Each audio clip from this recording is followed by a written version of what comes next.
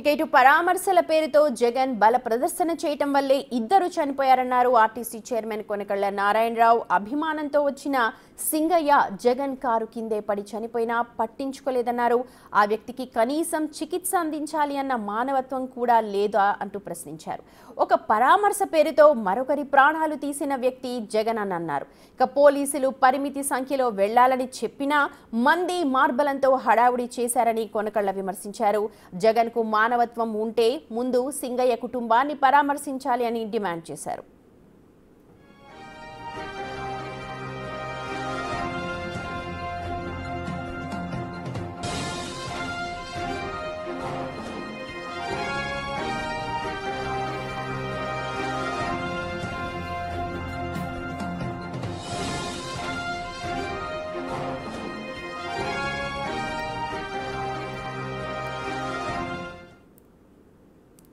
జగన్మోహన్ రెడ్డి ఎన్నికల్లో వైనాట్ 175 అనే మాటలకి ప్రభావితమై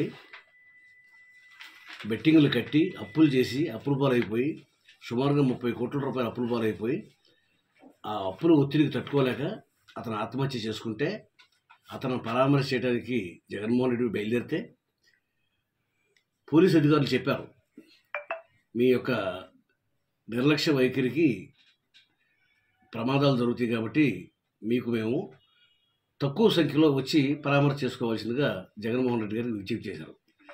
ఆయన పాపులారిటీ కోసం తన పోయిన ప్రతిష్టను మళ్ళీ తెచ్చుకోవాలని చెప్పి ఇవాళ ప్రజలు అతన్ని తిరస్కరించారు. 11 ఓట్లకే పరిమితం చేశారు. మళ్ళీ బల ప్రదర్శన చేసి జనాలను తీసుకుని మళ్ళీ అతను ఒక నాయకుడిగా కనపడాలని చెప్పి ఇవాళ పరామర్శ పేరుతో గుంటూరు మీదుగా పల్నాడు బయలుదేరితే గుంటూరు బైపాస్ రోడ్లో మళ్ళీ యాక్సిడెంట్.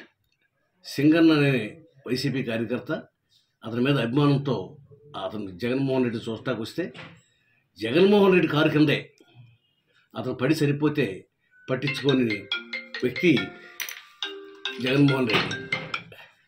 ఇవాళ రోజున సింగన్న అనే అతను నీ మీద అభిమానంతో వచ్చి కనీసం నువ్వు పరామర్శకు బయలుదేరావు, పరామర్శ తర్వాత చేతురు కానీ ముందు నీ కారు కింద పడి చనిపోయిన అతనికి వైద్యం చేసే మానవత్వం కూడా లేదని దగ్గర అతన్ని నిర్లక్ష్యంగా అతను పక్కగా లాగేసేసి మీరు కేవలం ముందుకు వెళ్ళిపోతే ఇవాళ రోజున చనిపోతే అతనికి వెంటనే వైద్యం చేసి అతను బతికుండేవాడు.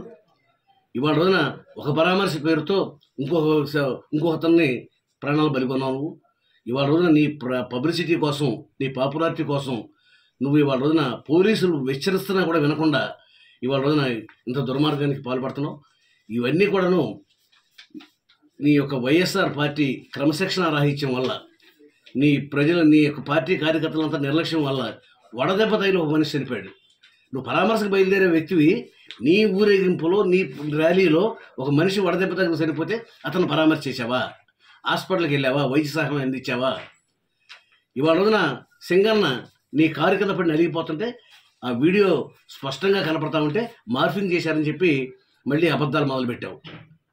ఇవాళ అసత్య ఆరోపణలు చేయడం తప్ప నీకు చేతైంది ఏమీ లేదు. ఇవాళ సింగనం మృతి స్పష్టంగా నీ కారు కింద నీ డ్రైవర్ నిర్లక్ష్యం వల్ల నీ కారు కింద పడి నలిగి చనిపోయాడు. ఆ చావును కూడా నువ్వు వీడియో మార్ఫింగ్ అని చెప్పి ప్రచారం చేయడానికి చూస్తా ఉన్నావు, అసత్య ప్రచారాన్ని. ఇవాళ రోజున ఖచ్చితంగా నువ్వు సమాధానం చెప్పాల్సిందే. నువ్వు ఇవాళ రోజున సింగన్న మృతికి నువ్వే కారణం. జగన్మోహన్ రెడ్డి ఎన్నికల్లో వైనాట్ 175 అనే మాటలకి ప్రభావితమై